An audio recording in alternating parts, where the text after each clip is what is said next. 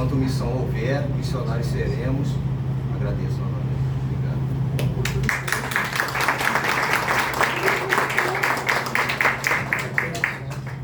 Obrigado. Essa parte que finaliza, né, essa palestra, eu acho que a evidenciação, né, a gente costuma dizer no meio da caserna, que imagens falam mais do que mil palavras.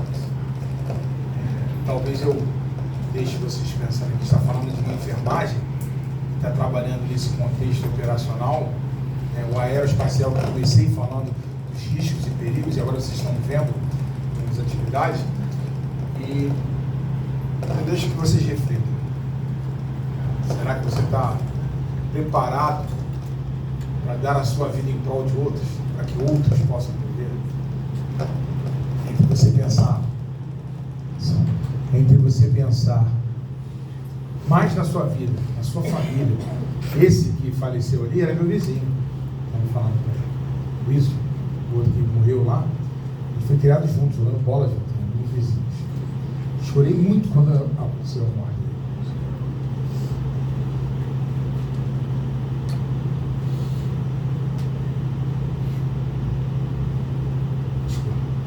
Mas a gente sabe por quê, né? Você vê que às vezes a gente está falando de uma profissão, de um padrão de abnegação, eles não entendem isso. Não entendem. Me parece um mundo de televisão isso aqui. Isso é filmagem. Estamos falando de pessoas que... Isso é filme. Eu sei que a mídia fez isso com a gente. Dessensibilizou a nossa capacidade de empatia, de ter amor ao próximo. Mas como eu sou um deles, aí dói. Você vê a família se dissipar. Porque o provedor, o cara que faz a manutenção, tomba no combate com isso. Então tudo que a gente está falando da segurança, tudo que o Bruno colocou brilhantemente, da preocupação, que é uma pessoa, mas para que às vezes alguns não entendem? Quando uma pessoa não enxerga, a gente tem vídeos, é porque a gente não vem para cá, né, com essa pretensão, é exatamente um olhar de câmara técnica para provocar em vocês um conhecimento novo e a busca, né, a câmara técnica ela existe para vocês perguntarem, fundamentarem como trabalhar, entender, a gente está aqui para isso. Mas existem filmagens que mostram coisas, né, um descumprimento de uma dessas técnicas que ele falou aqui, se o camarada não conseguir prestar atenção, que a aeronave está vindo para o pouso, num aclive e ele não entra, se ele entrar, ele morre. E tem vídeo disso acontecendo. O cara morrendo, entrando no roteiro. Cabeça só. É meio coisa de terror, assim, não é porque, mas é a vida real. Pessoas que estão ali se dedicando para dar sua vida. Então, além de a gente se preocupar, a palestra dele, então, se resume, não só nesse aspecto, além de se preocupar com a minha própria vida, a vida da tripulação, a vida do paciente ali, agora o paciente está cuidando, a gente faz parte de um contexto falando, esse cara aqui também é pai, marido, é família, é gente que dá vontade de chorar com essas coisas. Porque se vai, quantos enterros já foram? Quanto nós já perdemos? Lutando por coisas que as pessoas nem sabem o que está fazendo. E aí, enfermagem? Qual é a diferença daquilo que eu mostrei para vocês lá, aquelas mulheres de 1800 e tal lá, entrando em aeronave no mundo desconhecido para cuidar de pessoas, atravessando? Quantos milhares foram salvos? E não fizeram a história? Não podemos esquecer disso. Por isso que eu falei lá, minha frasezinha final. Não devemos esquecer a história. Essas histórias são contadas aqui. São novidades. Vem do nosso lado, vem para cá. Tem que passar, como o rapaz perguntou, como é que faz? Tem que passar. Tem um crivo, porque não é fácil o negócio, né, amigo? Tem outra história. Toda vez que a gente levanta, qual é o risco de não voltar? E se voltar, né, você deve saber disso, não é a função do Rodrigo, mas é a minha. Se acontecer um acidente aéreo em qualquer lugar, se só sobrar um dedo seu, um braço, eu tenho que trazer. Inclusive, eu dei uma palestra uma vez num simpósio, foi todo mundo embora, ficou um casal não, duas senhoras. Eu falei, posso falar com o senhor? Eu falei, pois não, o senhor pode ajudar a gente? Por que eu posso te ajudar? O senhor estava lá nesse acidente, né, no caso do acidente da Gol. Eu falei, sim, eu fiquei aqueles 42 dias lá na cela. Ela falou, então, o senhor provavelmente deve ter pego meu irmão. Meu irmão estava nesse voo. E meu irmão era aquele homem que era um paizão de família, e a nossa filha está colapsada. Ela perdeu um pai herói, ela estava entrando na faculdade e ela não consegue fazer mais nada, ela colapsou, um bloqueio psíquico. O senhor poderia conversar com ela? Dizer para ela que o senhor pegou ele, porque ele sumiu.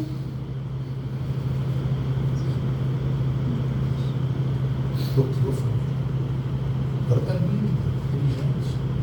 Bloqueou toda a família.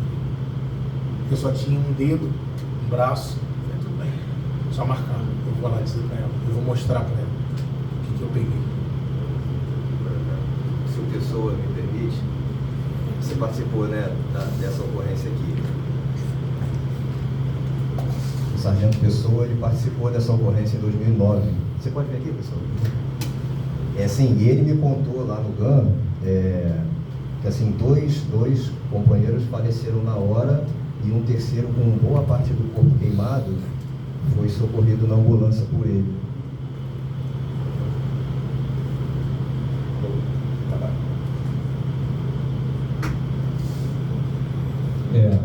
Nunca é fácil, né? A gente falar sobre acidente, né? E ainda mais numa situação quando a gente, mesmo como profissional, a gente tem como paciente, como vítima, um companheiro que a gente tem um vínculo de relacionamento. Né? Nesse dia eu estava operando pelo GESAR, né? Que é o grupamento que fazia os atendimentos, faz até hoje, né? Os atendimentos via terrestre, né? E nós fomos acionados para o local de ambulância. Quando nós estávamos próximos ao local, chegou uma nova ordem pedindo para a gente regressar, que era a unidade do choque. A outra aeronave estava socorrendo um policial ferido. Então nós no meio do caminho voltamos, mas sem saber o que a gente iria encontrar. E quando nós chegamos no batalhão de choque, a aeronave tinha acabado de pousar, tinha uma vítima dentro da aeronave e a gente não identificou que aquela vítima estava viva. Se você me permite encontrar alguns detalhes, né? Essa vítima estava com queimadura praticamente em 100% do corpo, e quando nós nos aproximamos, ela estava conversando com a gente. Então, assim, foi uma situação muito difícil. A gente conseguiu transportar essa vítima, no caso era até o Patrício, isso, o Gomes Patrício. Tiramos o Patrício dentro da aeronave, colocamos na ambulância, e ele foi conversando conosco, né? Inclusive pediu para fazer contato com os familiares. Só que isso, em 2009, a gente já não tinha a mesma facilidade de comunicação como hoje a gente tem, né? E infelizmente a gente não conseguiu esse contato, não sei se felizmente também, porque é difícil numa situação como essa a gente falar o que para a família, né? A gente não sabe como a outra pessoa que está lá vai receber, aonde que ela se encontra, né? E nós fizemos tudo que era possível ali. Eu lembro que uma das situações muito marcantes, né, que eles operavam naquela época com protetor auricular. Nós tiramos, ele pediu para tirar o protetor auricular, e aquele protetor auricular saiu com fragmentos de tecido também. O único local que ele se queixava de dor, porque ele havia sido baleado também, além de todas as queimaduras, era na perna, né, na face posterior da perna. Nós conseguimos levá-lo para o hospital do bombeiro, que naquela época ali foi a referência que indicaram para a nossa equipe para conduzi-lo, né? E foi o último momento que eu tive com ele. Depois ele foi transferido para o hospital do Andaraí, né? E pelas lesões, né, queimadura muito extensa, mais de 90% de queimadura do corpo, ele veio a falecer, infelizmente, depois, se não me engano, de 2 a 3 dias após, né? Então foi uma situação muito marcante para a gente, que a gente, quando lembra, tem sempre esse viés de lembrar, como um colega mesmo falou, né? Como heróis que deram a própria vida no prol de pessoas como nós, né? Que nós não conhecemos. Então foi uma experiência muito marcante, mas em toda a nossa vivência, né, como enfermeiros, a gente vai ter experiências positivas, experiências negativas, mas eu acredito que todas elas vão somar, né, para o nosso aprendizado, né, e que possamos lembrar, né, dessa situação como o colega bem mencionou. Existem diversos heróis, como os senhores e senhoras também estão aqui, que exercem a sua função, cada um dentro da sua especialidade, e que muitas vezes ali estão se expondo a riscos, não como nós que estamos lidando com a aviação, mas que também possuem riscos, né, de deslocamento, riscos de contaminações, inúmeros riscos que a gente se coloca também na condição de, se necessário for, dar a vida por aqueles que a gente não conhece. Essa é a minha contribuição.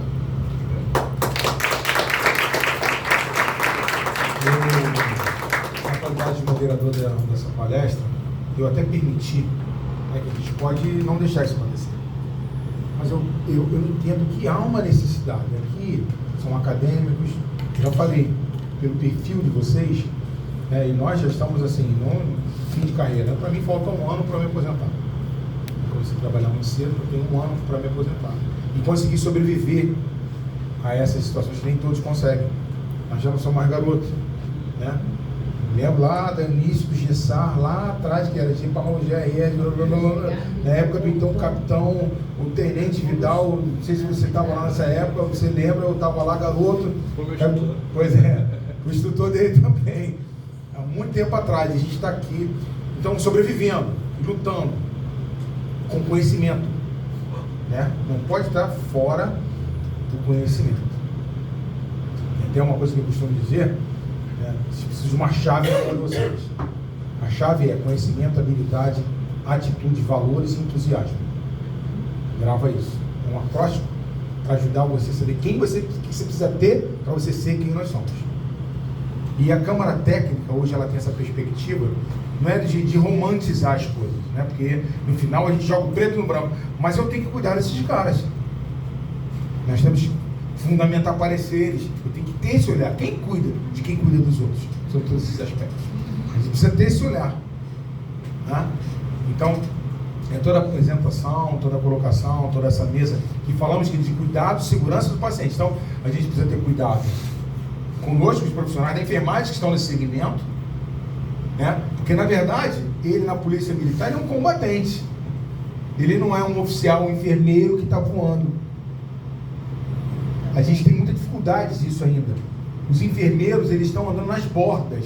Ele não está no cerne. Mais à tarde, fica aqui. Vocês vão escutar um negócio aí, vocês vão sair com a cabeça pegando fogo de tarde. Vou botar caramelo lá na cabeça de vocês. O enfermeiro tem que se posicionar, do seu ponto de vista científico, técnico e operacional.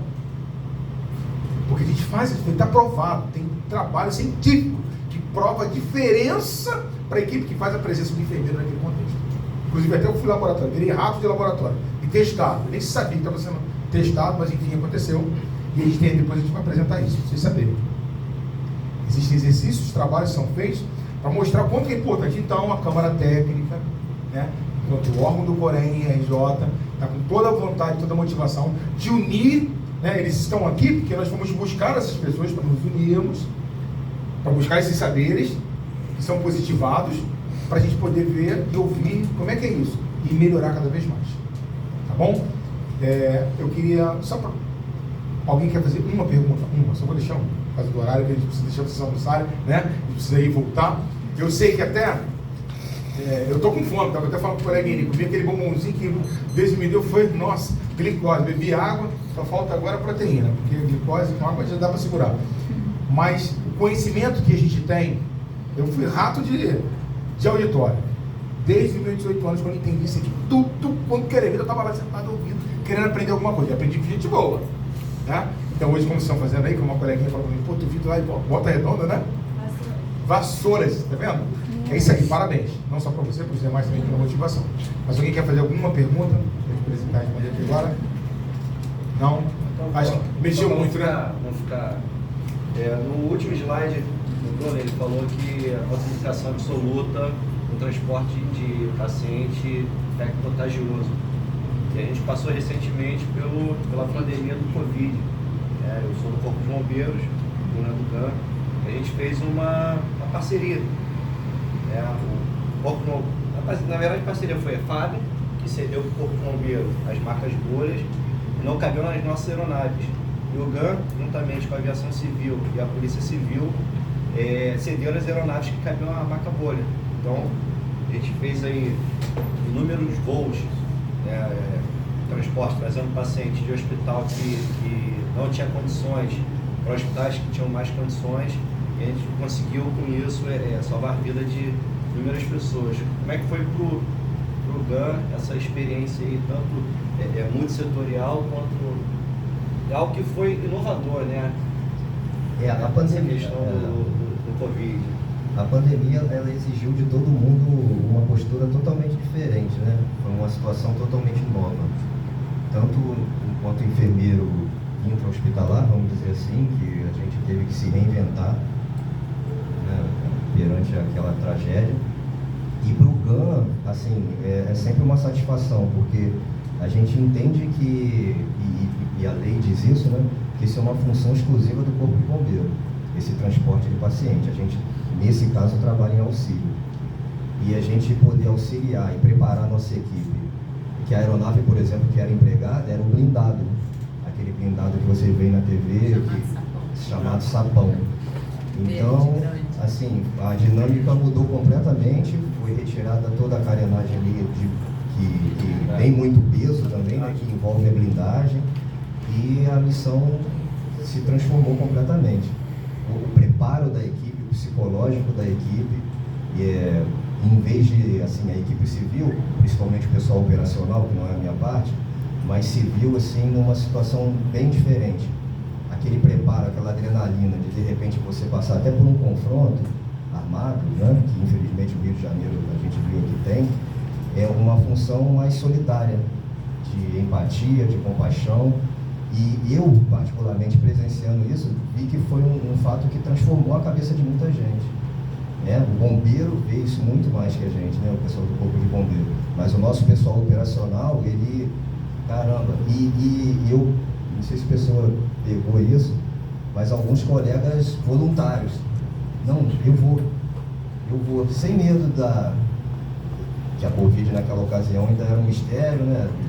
A gente não sabia ainda, enfim, nada de vacina, EPI, não tínhamos tanta coisa assim. E transformou a cabeça do pessoal, assim, foi bem positivo, assim, humanizou, vamos dizer assim. Não que não fosse, mas assim, aquela realidade policial às vezes deixa a gente mais frio. Mas esse episódio aí, ele contribuiu muito para a união, até entre o Corpo de Bombeiro, que já existe, né? Entre a PM e o Corpo de Bombeiro. Só para fechar aqui então, e aí quando você falou a palavra agora humanização, eu imagino, pensa só no que eu vou falar, realiza na sua mente. Você quando vai entrar no ambiente de trabalho, você vai ali pegar o seu uniforme, né, apropriado. Você coloca seu capote, você coloca seu tênisinho legal ali, bem protegido, sapatinho, luva, máscara. Agora você imagina você colocar como material de trabalho fralda. Para subir fralda. Você vai vestir um Tyvek, que é um uniforme que te protege, no caso do Covid, né? Nós na Força Aérea fizemos muito transporte, mas foi assim, quase que surreal o negócio. E aí a roupa era Tyvek, que é aquela roupa que você coloca fechado, né, você todinho, e não dá para colocar e tirar, não dá. E não dá para parar, porque era no banheiro. Não dá para desparamentar, reparamentar, trocar, tem forma de quantidade. Então o que a gente adotou? Fralda. Você ficar no plantão, voando, com todas essas intempéries que a gente está falando, de fralda, nem no banheiro você poder ir. Ninguém tem maior amor do que aquele que dá sua própria vida. Estejamos prontos. O caminho que a gente está dizendo não é para provocar medo e afastamento. É a realidade fática, a preparação apropriada, a busca do conhecimento sólido, para que quando você esteja operando, você seja mais um que faça a diferença. De verdade. Sabe aquela história do que finge que faz e as pessoas fingem que acreditam? Eficácia, eficiência e efetividade. Estamos na fase da efetividade. Fazer bem feito, com bons resultados. Essa é a nossa proposta. Bom, então eu queria terminar pedindo para vocês uma salva de palmas para nossos amigos.